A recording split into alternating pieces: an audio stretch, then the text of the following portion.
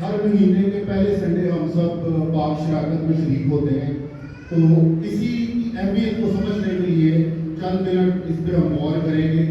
پچھلے 2000 سال سے یہ رسم منائی جاتی ہے اور ہر کلیسیا میں یہ پیغام دیا جاتا ہے، اس کے لیے موٹیویٹ کیا جاتا ہے کہ ہم سب کو اس کے اندر کیا ہونا چاہیے، شریک ہونا چاہیے۔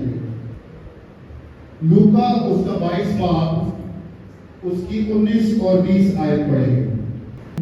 پھر اس نے روٹی لی اور شکر کر کے توڑی اور یہ کہہ کر ان کو دی کہ یہ میرا بدن ہے جو تمہارے واسطے دیا جاتا ہے، میری یادگاری کے لیے یہی کیا کرو۔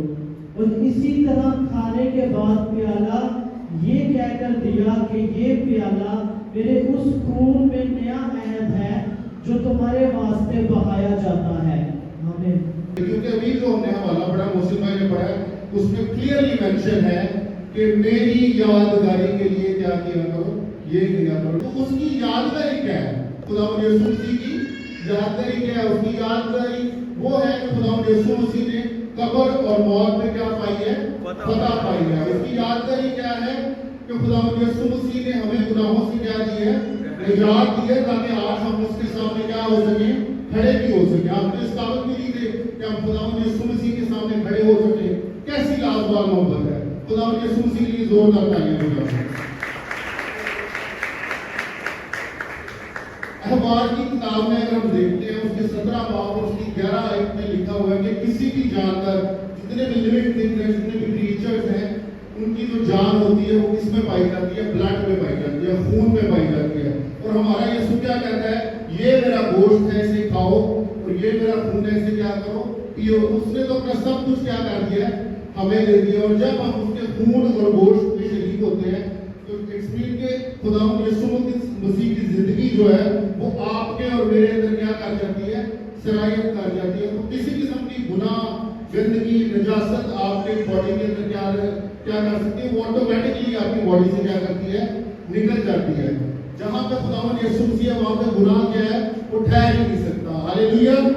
خداوند یسوع مسیح کے لیے زوردار تالیاں بجائیں۔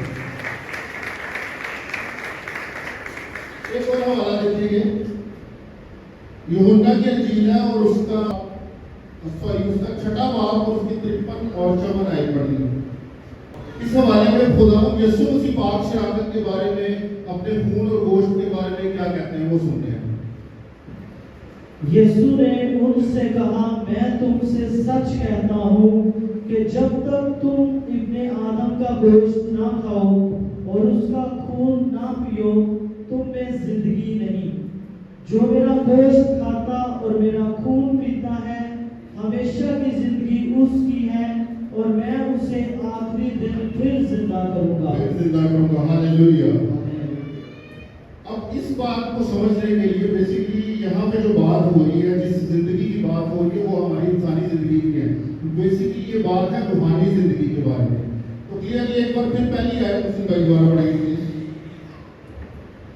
یسوع نے ان سے کہا، میں تم سے سچ کہتا ہوں کہ جب تک تم ابن آدم کا گوشت نہ کھاؤ اور اس کا خون نہ پیو تم میں زندگی نہیں۔ جب تک تم ابن آدم کا گوشت نہ کھاؤ اور اس کا خون نہ پیو تم میں زندگی نہیں۔ بیسیکلی روحانی زندگی کی بات ہو رہی ہے۔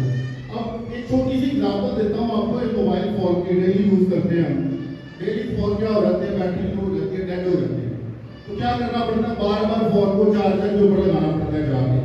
تو خداوند یسوع مسیح کو آپ یہاں پہ دیکھ رہے ہیں کہ وہ کیا کہہ رہے ہیں؟ میں تم سے سچ سچ کہتا ہوں۔ اس لیے کہ اس بات پر بھی بڑا غور کرنے کی ضرورت ہے۔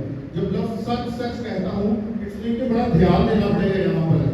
تو جب آپ کے فون کو بار بار چارجر کی ضرورت پڑتی ہے تو اس لیے ایمانداروں کو بھی اپنے ایمان میں مضبوط رہنے کے لیے خداوند یسوع مسیح کے خون اور گوشت کی ضرورت پڑتی ہے۔ یہ خون اور گوشت آپ کو کیا رکھتا ہے؟ ہمیشہ تر و تازہ رکھتا ہے۔ اس لیے کلیسیا کے لیے ضروری ہے تو وہ مل کر رفاقت رکھیں اور خداوند یسوع مسیح کے خون اور گوشت میں شامل رہیں۔ ہاللیلویا!